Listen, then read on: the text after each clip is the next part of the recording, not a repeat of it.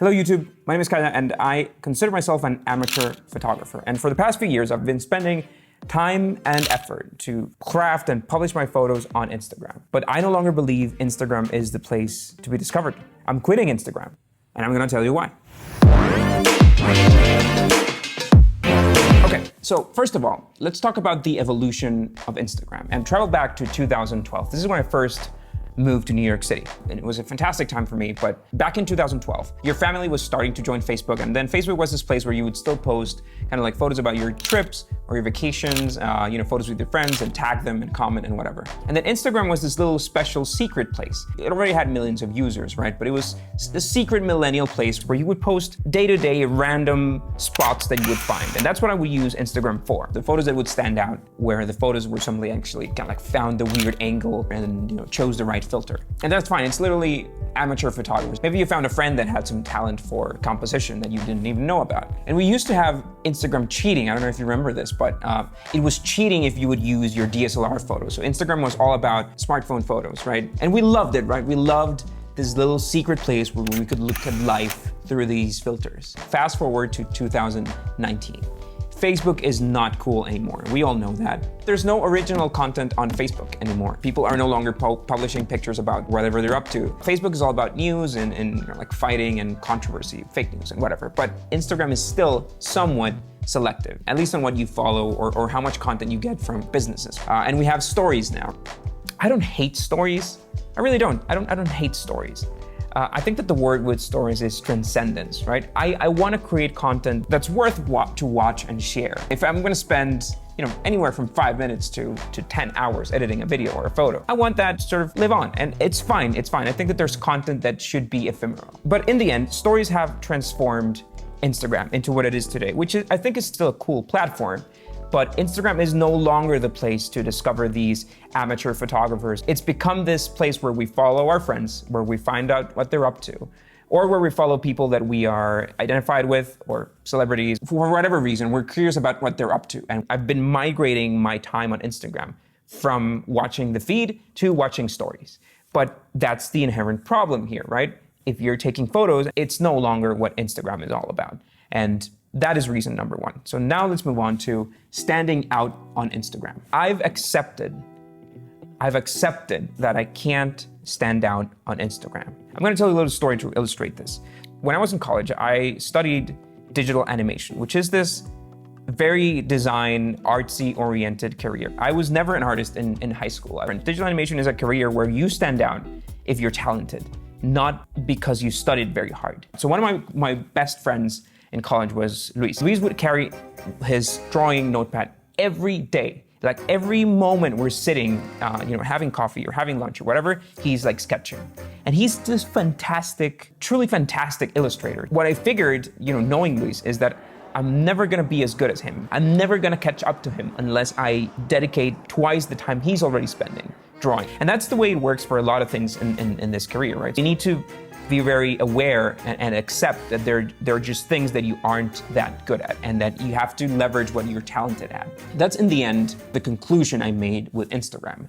I don't have the capability to stand out on Instagram as a photographer. I took a class with another, that's a coincidence.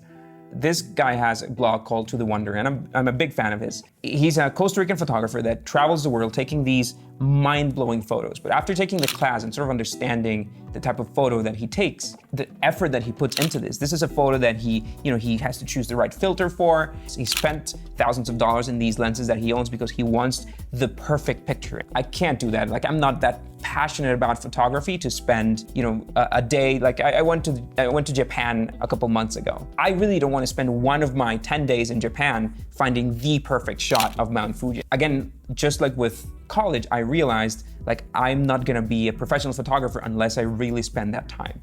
And that's fine. So if you're someone like To The Wonder, you can absolutely stand out on Instagram. You search for a hashtag, a photo like this stands out. But unless you want to go that route, I no longer believe Instagram is the place. And we, as amateur photographers, I think, need to evolve out of Instagram into somewhere else. So what to do now?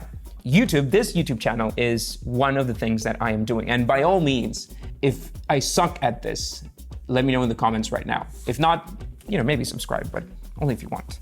So to explain how I landed on YouTube, how I'm betting on YouTube now, I should tell you a little about my background, and I'm gonna do that in this 30-second clip.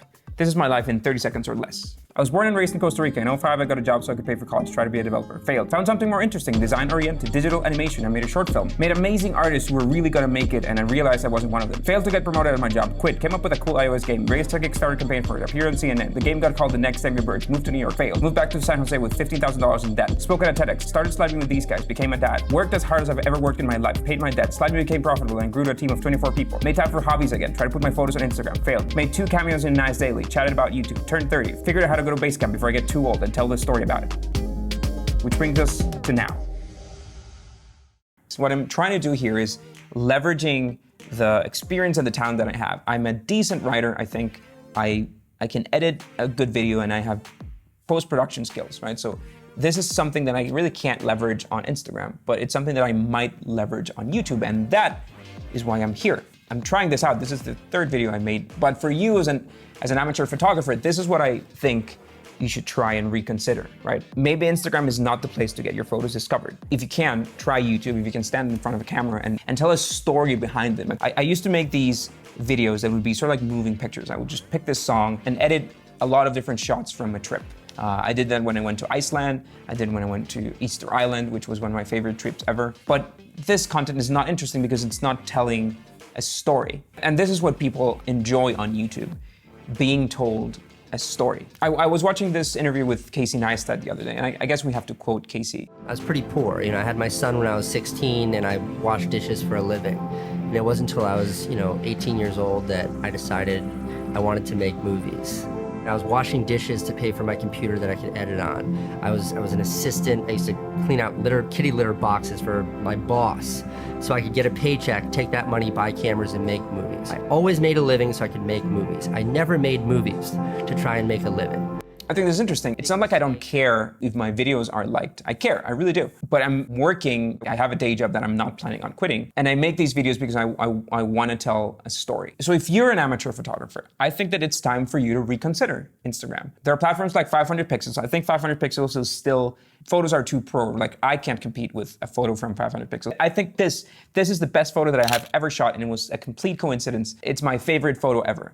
And I put it on 500 pixels and it did just okay. Maybe we need a new platform, right? Maybe we need a new Instagram, a new place where selfies are forbidden, where friends' photos are forbidden. You can only publish the world around you, some earth porn sort of app. I don't know. Reddit, I think, is another option. The Reddit crowd is ruthless, but if you can make your way in Reddit and get that content upvoted, then you can really truly be discovered. And then the home for that content can still be Instagram, right?